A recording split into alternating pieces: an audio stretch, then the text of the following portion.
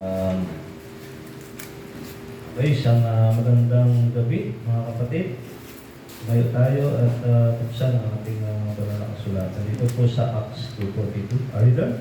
Amen. Sabi po natin po sa Bible says, and they continue steadfastly in the apostles' doctrine, fellowship, and in breaking of bread and in prayers. Sino nakatayo? Dalangin tayo. Kung ano, samahan mo po kami habang amin pong binabaybay mga katotohanan ng masalita sa dating ito at anumang hadlang, kasalanan, aming pinapahayag at tinatakwil ang magawa ng kaaway sa aming kalasyan sa iyo umalis sa aming harapan sa iyong pangalan, Lord, at huwag pumalik. At ikaw lang din, mayroon ang maitaas at kabayan mo pong pinlingkod sa panganalan ng iyong mga salita sa dating ito. Musap ko po sa amin, God bless you, pray. Kasi Christ name we pray. Amen. And visited. Okay. Ating paksa ay kinalaman sa pulong panalangin at pinamagatan natin itong huwag kaligtaan ang pulong panalangin. Okay? Alam nyo, yung private prayer keeps us connected to God. But corporate prayer keeps the church connected to each power source. Amen? Alam niyo, itong kriego nito, yung to continue steadfastly, proskartereo, means to persist, to adhere, and to show unswerving devotion despite of, nakikita naman natin historically, ang first century Christian, referring to the Jewish Christian, wala po silang temple, kung saan ay sila ay nag-worship sa bahay-bahay lamang.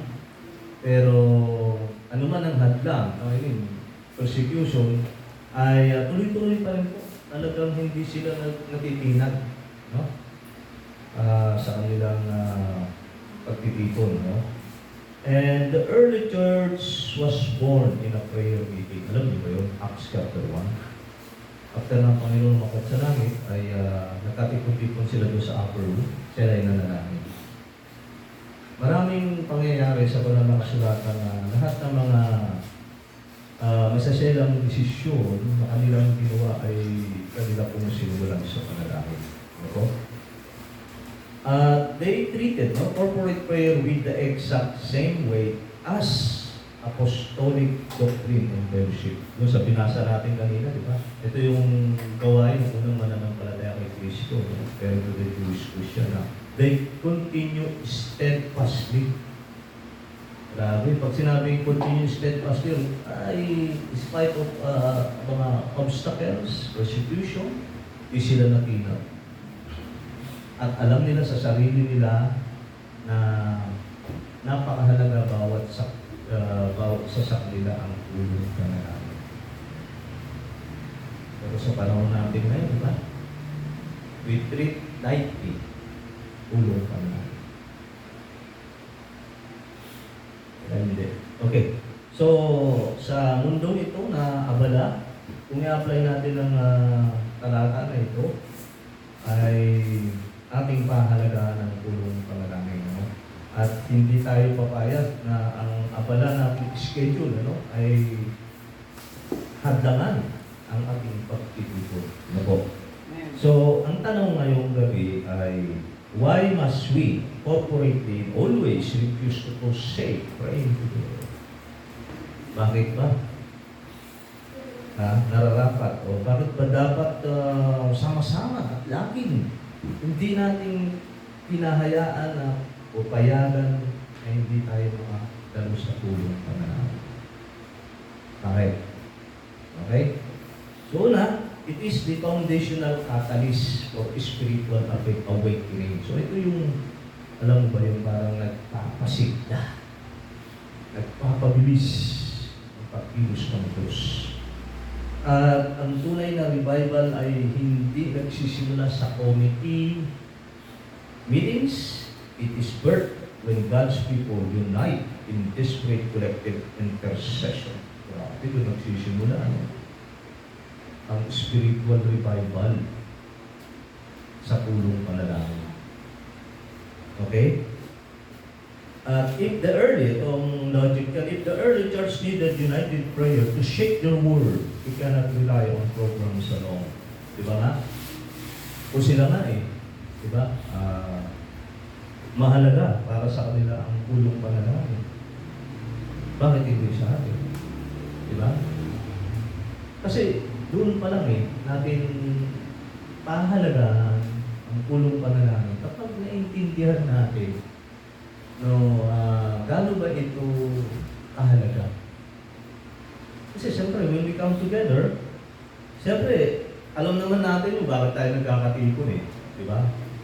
Para ka manalangin. Di ba? So bakit? Kasi nga, hindi lang pagsunod sa utos, kasi pray without ceasing, mga utos. Hindi lang yun eh, kundi sa naniniwala tayo na mas makapangyarihan sa kasama ko. Kaysa doon sa ikaw lang yung nananalangin kung sa inyong taan. Okay?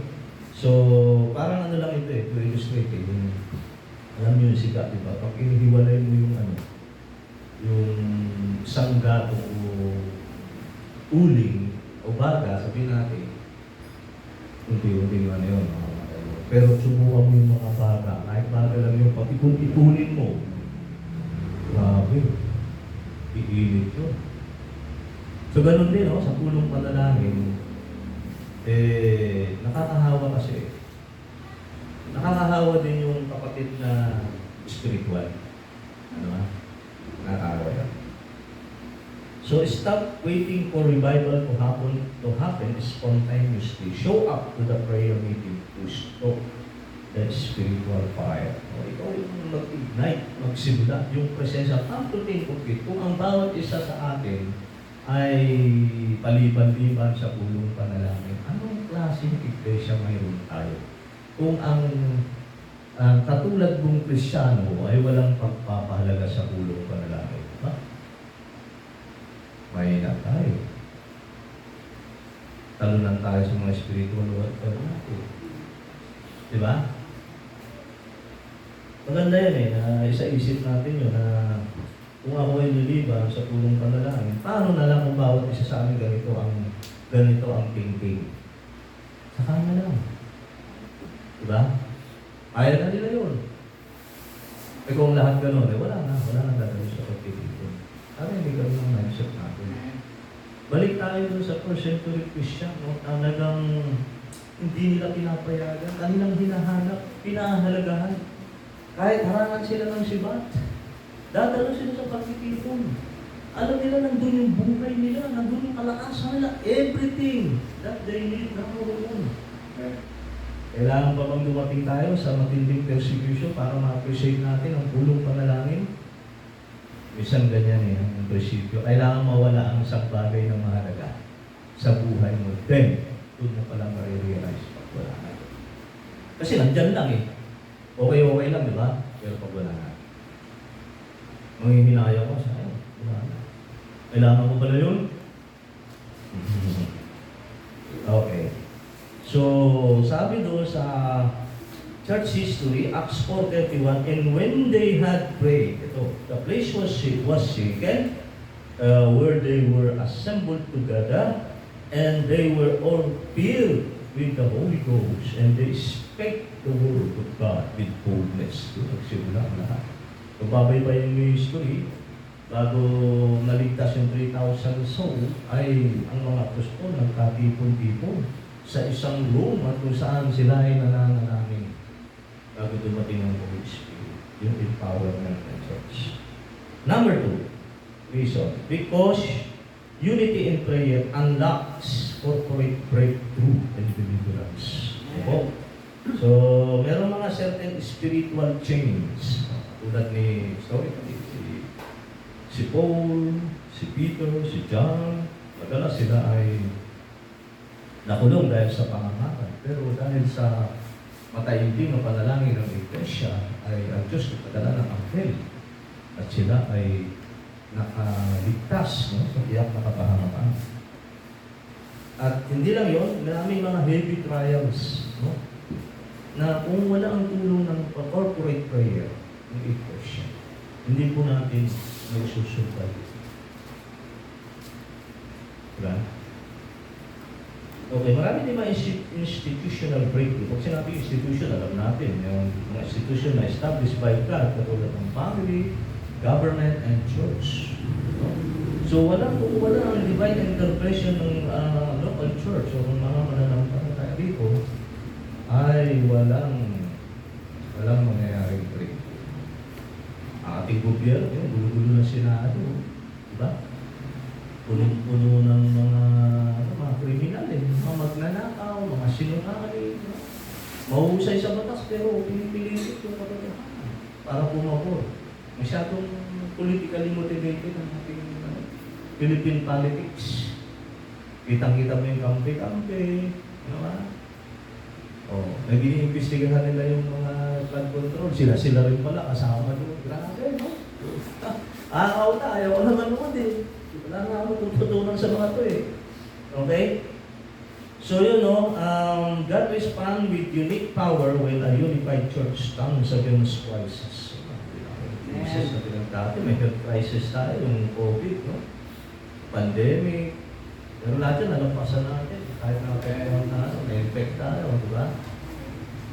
So, ang gobyerno natin, crisis tayo. Ang ekonomiya, crisis tayo. Ang taas ng inflation na nangyayari dahil sa epekto ng gera.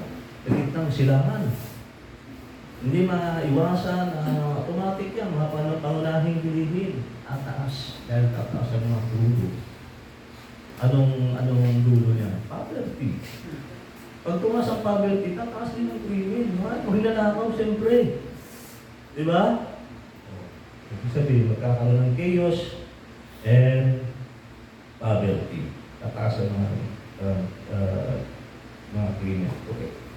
So, historically, when Peter was locked in a maximum security prison, humanly speaking, it was hopeless for Peter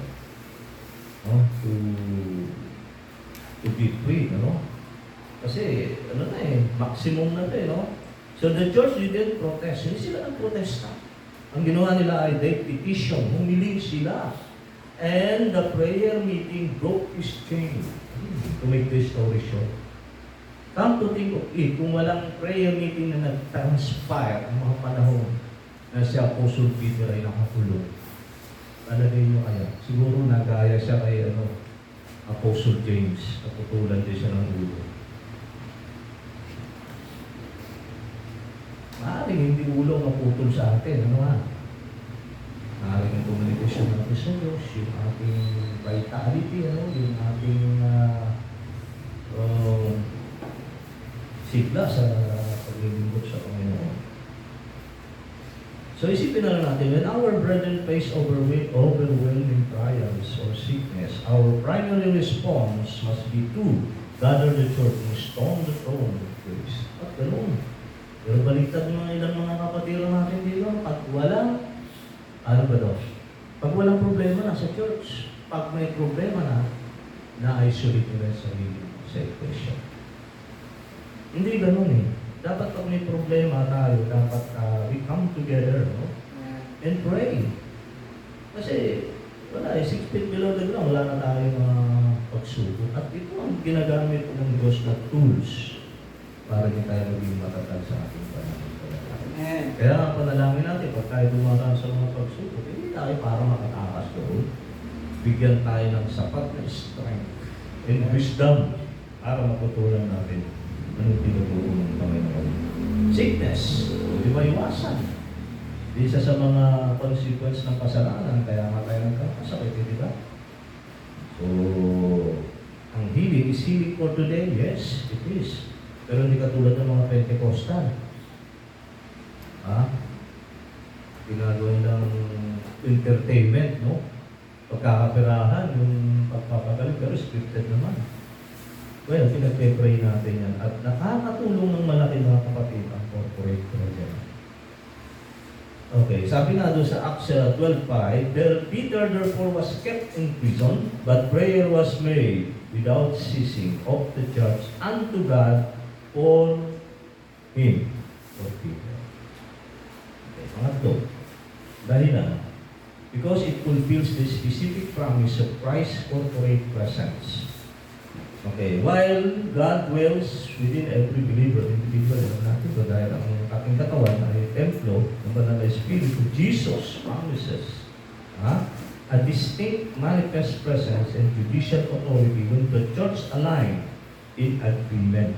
Ito makikita natin sa Matthew chapter 8, ng context ng church discipline. Sabi ng Panginoon, yung talian nyo sa lupa, tatalian sa langit. Kailan yun? Kapag nagsama-sama na lahat ng mananampalataya kay Kristo at sila ay nanalangin at pinagkasunduan ng isang bagay, ibig sabihin nun, pag pinagkasunduan na, yun yung kalooban ng Diyos, ipapanalangin, at yun, at ang Panginoon ay gagawa. So, to intentionally forsake the gathering is to miss His concentrated corporate presence. Naalala ko way back sa Old Testament, panahon niya, yung Solomon. May pangako niya sa kanya, sabi niya, pag ikaw pumasok sa bahay-sambahan, bibingin kita. Dito naman, kapag nagsama-sama, kasi dito, yung church, hindi yung building. Yung mga mananampalataya, pagka nagkasama-sama, may pangako din ng Panginoon. Ito yung kanyang ever presence. Amen? So ito isang bagay na may miss ng isang Kristiyano. Oo, totoo. Ang banal na Espiritu, ang God is nakatira sa atin, the Holy Spirit. Pero yung pangako ng Diyos, totoo, ang kanyang presence, ibig sabihin, yung kanyang mata, nakikita tayo, everywhere, alam niya lahat ng bagay. Pero may particular promise ang Panginoon when we come together in prayer. Amen? Amen. Yeah. Ito yung parang ano lang ito yun, it is the difference between hearing a general over a radio broadcast versus giving the commander physically walk into the trenches to stand beside the soldier. Yung commander, kung ikaw sa sundalo, narinig mo yung boses, utos ng iyong general sa radyo, o sige, sugod na kayo sa labanan. Iba yung kasama mo siya doon sa labanan. Amen? So, ang ibig lang sabihin din dito, kahit hindi natin nakikita, dapat meron tayong spiritual consciousness na kapag tayo ay nagkakatipon dito, nandito ever presence ng Panginoon. So, nagmamasid sa atin, ganyan, di ba? Tinitingnan niya tayo kung paano tayo nagkakatipon, okay? At siya ba yung ating sentro ng ating pagtitipon. So, treat the prayer meeting not as an optional duty, but as a direct appointment to meet the Lord Jesus Christ in a unique, concentrated setting. Ito nagkakatipon dahil sa Panginoon. Huwag na akong mangyari na parang optional duty lang. Magiging, pwede naman akong umatin siguro ngayon. No? Sunod na lang, iba na lang ako. Pag ganun, ano ang ba? Una, sa mga kapwa natin mananampalataya, discouraging. Kasi nahanap natin yung proseso ng Panginoon. So para bang, indirectly, sinasabi sa atin na hindi masyadong mahalaga ang ating pagpipili.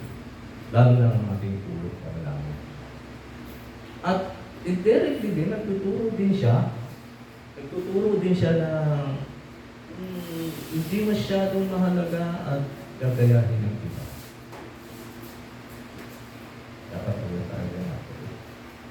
Okay, sabi nga doon sa Matthew 18:20, where 2 or 3 are gathered together my name, there am I in the midst of them. Amen. Okay, number 4, reason. Bakit huwag kaligtaan ng pulong panalangin? Because corporate pride builds up and carries the weight. Yeah. The prayer meeting is a safe harbor where those who are spiritually exhausted can be sustained by the collective faith of the body. Totoo.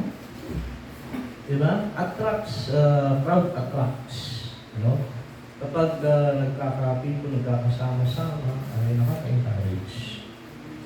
Especially yung mga, hindi naman lahat kasi ng mahinang Kristyano, yung mga bagong Kristyano eh. Meron mga Kristiyanong baby Christian din. O may mga Kristiyanong din pinahina na ng panahon. I mean, maaaring may nag-transpire, mayroon siyang napabayaan, okay, sa kanyang prayer life, devotional life, okay. Unti-unti yan eh, so mahina din siya. So kailangan niyang ma-recharge.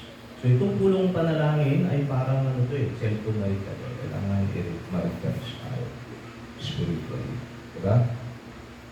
So Christians who isolate themselves when they are pain, drift away. We are commanded to bear one another's burden. Dito yun. Saan lugar? Kailan mangyayari? Dito sa pulong panalangin. Kasi kaya ka nagkakatipo sa pulong panalangin. Pulong panalangin na eh. Humihingi tayo. In life, maraming bagay wala tayo. Naniniwala tayo lahat ng bagay galing sa Diyos. So lahat ng mga kailangan natin, dito yung meeting place para katagpuin natin ang, kasi may pangako siya eh. Sabi na. When you come together in prayer. So isipin mo kung ang mga kapatiran mo, kapatid mo sa pananang nagkakatipo na may hinihingi na sa Diyos, wala ka dun, lugi ka. Ikaw ang lugi.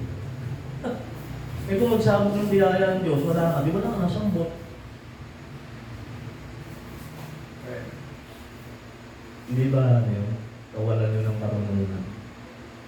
Di ba dapat samantalahin ng bawat pagkakataon na makapanalangin tayo sa isa? Hindi lang para sa fellowship, hindi lang dahil utos ng Diyos, hindi lang dahil sa communication natin ito sa Panginoon, kundi dahil kalakasan natin ito, per se. Pansinin yung Kristiyano hindi paladalo sa pulong panalangin, mahina yun eh. O, yan yung mga taong mga Kristiyano pinagbili sa daing, reklamo, daing ng daing. Diba? Walang contentment, ano pa? Walang humility, walang pasensya, wala na eh. Ganun ang mangyayari yan. Chain reaction na yan. Okay? In the Old Testament, when Moses' hand grew heavy during battle, Aaron and Hur held his hand up so the victory could be secure. Alam natin ito. Yung kalaban nila ng mga panahon na yung mga Amalekites. Diba si Moses ang taas ang kanyang mga kamay habang nananalangin. Sa ating buhay, maraming Amalekites. Diba? Na kung may mga pagkakataon kasi na talaga, oo nga, spiritual tayo, mga tayo manalangin. Pero nga, yung habang tumatagal kasi yung tendency mo manghina ka. Ngayon, kapag wala kang katulong, yun nga mahirap eh. Matatalo tayo sa spiritual warfare. Ngayon, pag natalo tayo sa spiritual warfare, manghihina tayo. At pag nanghina tayo, hindi ganun kadali recover. Ganun pa rin, kung wala pa rin aalalay sa atin, may hirapan po tayo recover. Kung makabalik tayo dun sa dating maayos natin na relasyon sa Diyos, napuspos tayo ng Holy Spirit na gusto natin, laging kasama ang mga kapatid, gusto natin, bakit tayo sa gawain. Tapos solo po sa atin, biglang may nag-transpire, ay, bigla ka na lang ng dami. Ito ba yung mensahe ng linggo, cold heart. Diba? E nanlalamig yung puso, di ba maramdaman yung pag-ibig ni Kristo. Pinakamahalagang elemento ng relasyon sa Diyos. So pag nawala yun, lahat ng bagay, wala nang ba, alam niyo ba, lahat ng bagay useless na pag walang pag-ibig eh. Okay. So if you are too weak or tired to pray for yourself today, do not stay home. Come to the prayer meeting and let the faith of your brother and sister carry you. Dadalhin ka. Ano yung kantang Footprints in the Sun? Diba? Una sabi niya, may nakita siyang footprints. Una kasama niya yung footprints niya, Panginoon, saka siya. Tapos biglang isa na lang, uy, nag-doubt pa siya eh, kay Lord. Sabi mo, Lord, na once na sumunod ako sa iyo, kasama mo ko lagi, pero bakit? Isang set ka lang ng footprint, yung nasa saan. Hindi niya alam. Sabi ng Panginoon, hindi yan iyo, akin yan eh. Anong nangyayari? Binubuhat na pala siya ng Panginoon. Diba? Amen. Alam mo mga kapatid, ganun eh. Ganun, hindi man ganun na ganun, pero in that sense, ganun, pag nandito tayo, nagtabinubuhat natin ang ating mga dalahin. Kaya nire-release natin yung burden natin, ikabigatan natin sa Diyos. Eh ikaw, cold heart ka, wala kang gahanang manalangin. Yung kapatid mo, dadali sa throne of grace. Salamat, may kapatid ka. Tinawag pang kapatid yan, kung di ka tutulungan. What brothers are for? Di ba? Sabi nga ng Galatians 6:2, bear ye one another's burden and so fulfill the law of Christ. Hindi kasi mapupulfill yung law of Christ, wala ka sa pagtitipon. Ibig sabihin, kasama mo yung mga unbelievers. Saan pagtitipon ka nasa dalawang bagay lang na pag wala ka sa pagtitipon ng Diyos, nasa pagtitipon ng mga unbeliever. Do you think mapapalakas ka doon? Eh, mahina ka na nga. Doon ka dumikit. Ano yan eh? Cursing by association yan. Okay, number 5, because it fosters authentic, untamed, biblical unity. Yun, ganda. No? So, church unity is not built on social event. Hindi tayo nagkakaisa dito dahil sa marami tayong mga church activities, maraming programa sa iglesia. Hindi yun. But words in the fires of shared prayer. Yun tayo tumitiban kasi pag binasa namin yung historically, yung Book of Acts, karamihan dyan talaga, lahat ng mga miracles that took place already started sa mga actually mga house to house lang sila. Wala naman talagang temple doon eh. Yun, iba yung unity nila, iba yung init nila sa pananalangin. Kahit may persecution, pupunta ka sa church. Eh ngayon, pag walang diba ay wala lang power, ulan lang, ay nakapupunta kasi magandang panahon, ay ganito ba ito. Pero sila hindi eh. Para sa kanila, ano yun? Parang buhay ang mawawala sa kanila. Hindi nila palalapasin yung fellowship. Miss nila ang bawat kapatid, kalakasan nila ang bawat kapatiran. Yung kasi, hindi lang naman kasi sila nananalangin, kundi sila ay nag-umaawit din ng papuri sa Diyos. Si Kristo talaga ang buhay nila. Tayo kasi ang buhay natin ngayon, kalahati lang. Baka hindi lang kalahati. Comfort lang ito. Marami tayong gusto gawin sa buhay natin, di ba? Bahagi lang ng buhay natin, ang pulong panalangin sa ngayon. Hindi talaga si Kristo. Sila kasi yun ang buhay nila ang magpapalala. Nakasentro na sila sa Panginoon. Suko na ang buhay nila. Sabi nga nun, they gave themselves first to the Lord. Amen? Amen. Dapat huwag tayo lumayo sa New Testament church pattern. Okay? So, it is impossible to harbor bitterness, malice, or division against someone when you are holding their hand and weeping before the cross. Imposible yun. Walang mangyayaring division, walang manggagayaring gossip o bitterness o ang bawat isa hawak kamay, umiiyak sa Panginoon sa paglalang. Minsan yun lang ang kulang. Diba? Kailan pa kaya tayo magiging seryoso sa ating mga nanggalataya? Bakit parang we treat lightly, parang nandyan na. Okay, parang ano lang yan, di ba? Yung sa gitara, o totoo na kahit isang daang gitara yan, kung ang ginamit mo, the same tuning fork, isang tuner. So they are automatically tuned to each other. When we tune our heart to God, we are automatically unified.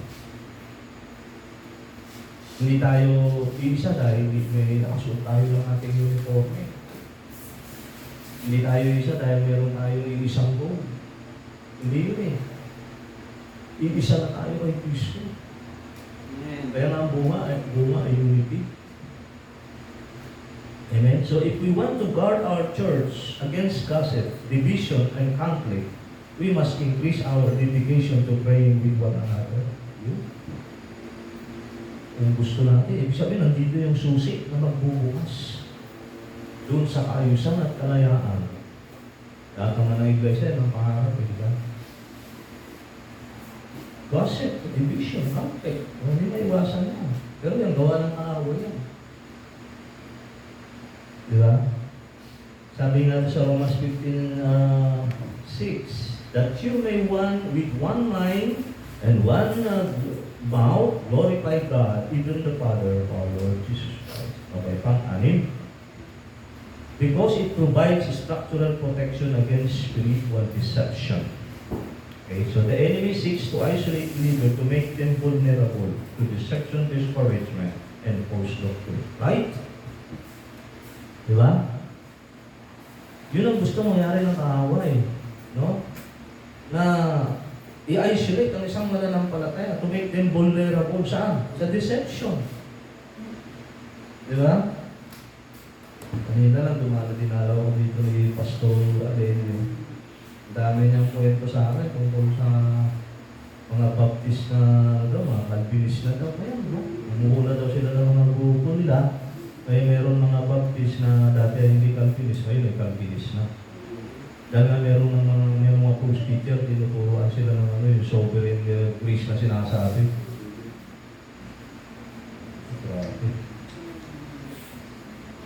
Pero isa sa mga first line of defense dito against deception is yung corporate prayer. Kapatid. Against discouragement. So, darating ang panahon na isa sa mga powerful weapon ng kaaway is discouragement. Kasi pag discourage ka, discouragement yun, parang walang natanaw ng pag-asa. Ganun si pag-asa parang fuel yan. Tatakbo sa sakyan. Pero pag nawalang pag-asa, kayo nagpapatuloy. Kasi ninyo kayo, meron kayong mga pag-asa sa buhay nyo. Kaya nga kayo nagpapatuloy, di ba? Discouragement and false doctrine. Ito, matindi. Kaya ipanalangin mo yung kapatid, lalo na kung mga bata pa sa pananampalataya, hindi natin nabantayan yan, hindi natin natutrinahan yan. Pag may nakausap na yun, katulad sa'yo, hindi ko alam, isang kapatid natin, dumating. Hindi ko alam kung ano nag-transfer, baka may nakausap na baka nakaratangan tayong writer specialist, I do not know. Kasi meron tayong mga ginagamit na term din, rightly dividing din dito Hindi ko alam. Pero posible. The corporate prayer meeting acts as a spiritual canopy. Parang payong yun, di ba? Payong, nagput ka ng payong para na protection against rain. So yung pulong panalangin mo, ay parang umbrella niya, pinoproteksyonan ka sa maling araw. Bakit? Kasi through praying, siyempre binubuksan ng Diyos yung spiritual na yung isang mananampalataya. Tinanong nga ni Jesus si Peter, sino ba ako sa iyo? Ikaw ang Kristo, ang anak ng Diyos. Ay! Walang sino man nagsabi sa iyo, Peter, ang aking ama. Tingnan nyo, bisag binuksan yung spiritual eyes ng Father, yung spiritual eyes ni Peter. Likewise, ganun din Patong yung mga batang mananampalataya dito na easily, kalibon, madaling ma-deceive, no? Through prayer, makakatulong na buksan ng Diyos yung spiritual. Maunawaan niya yung truth ng salita ng Diyos. Pagka-Diyos ni Kristo, doctrine of salvation, at marami pang iba. Amen? So the corporate prayer meeting acts as spiritual canopy. Individual discernment can be clouded, but collective prayer anchors. Asya ng angkor para barko. Para mag-fix ka, maging matatag ka. Sa tulong din ng mga panalangin ng mga kapatiran. Ngayon tanong kasi dito, ikaw ba naniniwala sa kapangyarihan na sama-samang panalangin? Yun ang tanong. Okay? So, lions do not attack the herd. They wait for a single animal to wander away sa kanila atake. Tama. Pansinin mo mga observe ka sa wild. Yung lion, pag tumakbo yung mga herd, for example, yung mga alaba, bupalo, hindi niya susunurin yung buong herd. Pag mayroong vulnerable doon, anak ng bupalo, o yung medyo mahina, nahiwala yun sa kanila atake. Likewise, ganoon din ang isang isa. Kung naman ka sa puno ang dahil, o sa pagtutipon, na-isolate mo yung sarili mo, siguro may pinagdadaanan ka, hindi ko alam ano yung mindset ko, bakit nahihiya ka ba? Ano bang dahilan? Doon na yung pagkakataon. Doon ka na talaga lalapain. Tingnan nyo naman, pag nilapa ng layon yung prey, for example, yung usa, talagang devastated, in bone. Ganyan gagawin, hindi ka bibitiwan ng tiyan, hindi mo siya nabli. Ganun katindi. Ako nalulungkot para sa mga kapatiro natin na hihiwalay sa pagtitipon at hindi ko na alam kung ano na nangyayari. Hindi naman nire-reach out natin, pero yun nga, hindi alam kung nasaan, gusto mong tulungan, di ba? No? Pero yun, something na ako'y nalulungkot. May mga tao kasi na gusto mong tulungan, pero ayaw na tulungan sarili nila. Amen. Ano magagawa natin doon? Okay, so do not walk as an isolated target. Stay locked in the corporate prayer rhythms of the assembly for your own spiritual preservation. Preserve tayo spiritually.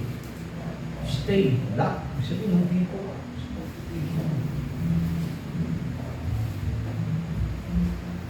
Okay, muli, because it maximizes spiritual autonomy over demonic strongholds. Ang natin corporate prayer acts as a unified spiritual assault that dismantle, no? Sisirain itong systematic territorial stronghold. Alam niyo, maraming stronghold sa buhay ng isang Kristyano. Totoo na hindi tayo maaaring maging possess, no? Pero pwede tayo guluhin ng kaaway. Ha? Bakit mayroong mga addiction na nangyari? Diba? Meron na sa online games. Diba? Ano pa? So, soap opera. Okay. Spiritual apathy. Yung isa may problema din tayo. Wala na tayo ng malasakit sa pang-alon, may pang-soul. Ako natin Kristyano, kanya-kanya na lang tayo. Oh, may problema tayo. Okay? So, the solution is a united front of believers praying consistently on the front. Dapat meron tayong tinatawag na prayer warrior. Yan yung mga frontliners natin, no? Prayer warriors. Para merong sila yung talagang sila yung maharap. Hindi kumaang spiritual ko eh. Kapatid eh. Ang spiritual ko. Isipin mo na lang kung ang isang soldier, no, kaya niyang i-defend yung kanyang post, kung saan nakaposte. But a disciplined balance of soldier lacking self-create and kung gusto ko lang sabihin dito, kung yung isang soldier kaya niyang depensahan yung kanyang posisyon, how much more kung group of soldiers, mas malaki ang nagagawa. Lagi kong naalala yung prinsipyo kasi nung nandun kami sa operation sa Centennial Park yun, SBA. Pero kaming sayings doon eh, na teamwork divides the effort, multiplies the effect. Mas malakas tayo kung tayo sama-sama. Yun ang prinsipyo eh. Kasi pag nag-iisa ka, una-una, pag nawalan ka, nanghina ka, wala ka na, isang lang. So, sino aagapay? Diba? So, when our community faces, yan nga, yung mga sabi ko, mga addiction, mga spiritual anger, ang solusyon talaga yan dapat, pero talagang nakaback up yung mga prayer warrior. Kasi tayo, napakalawak na scope ng ating panalangin. Hindi lang yung mga political realm, no? Spiritual realm, lahat. Yung ating mga health issue, okay, yung ating mga kabuhayan. Dapat protektado yan ang panalangin eh. Napansinin mo, when we talk about spiritual warfare, nabubutasan tayo eh. Nabubutasan tayo kasi kaya hindi na protection, hindi na ipag-pray. Kaya nga ito, lagi ko sinasabi sa inyo, di ba? Lahat tayo dito may hanap buhay. Pero may mga pagkakataon, hindi tayo nakaka-attend at ating hanap buhay. So, ang dapat yan, ipanalangin natin Pakuran natin yung panalangin ng ating anak buhay para hindi mangyari. Kasi ang diablo, mag-ilos yan eh. O gagawin niyang busy yung trabaho. Unbeliever yung mga boss natin. Sabi, overtime kasi daming trabaho. Wala na, nahook na tayo. Kasi hindi natin pakuran ng panalangin. Diba? Kaya yan, kung meron tayong paalaala, pag meron tayong mga gawain, na kung Sunday o Wednesday na ganyan, malayo pa lang pag-pray na, Lord, spare mo nga po para sa akin ng Wednesday night o Sunday. Kasi gusto kong mag-worship, gusto kong gumalo sa pulong para lang. Mahalaga po para ito sa akin. Ito ang buhay ko. Ito yung lugar kung saan ako nare-recharge spiritually. Yeah.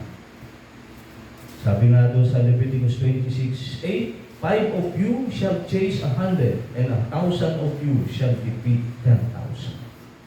Mas marami sa principle. So therefore, ang corporate prayer is our foundational catalyst for revival. Yeah. Breaker of chains to. Marami tayong kailangan makalag na hindi literal na chains. Okay? So the place of Christ's explicit presence, may pangako siya.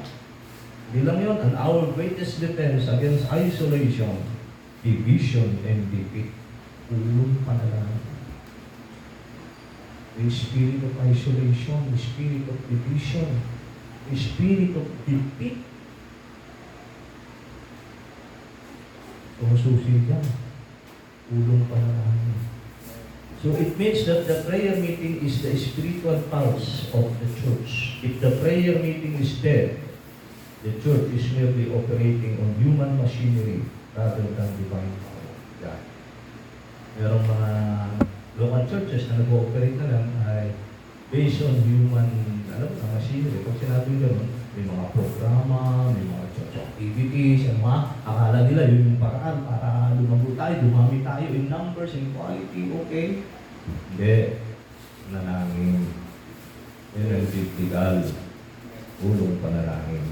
Okay, so, ang ating application, balik tayo sa salita ng Diyos. Wala nang iba. Continue. Steadfastly in prayers. Amen? So, a prayerful church is a powerful church. Yan pong mensahe ng Diyos sa atin sa gabi dito. Tawa tayo na paalalahanan at nahamon na in-encourage, huwag natin kaligtaan ang pulo. Panalangin. Amen.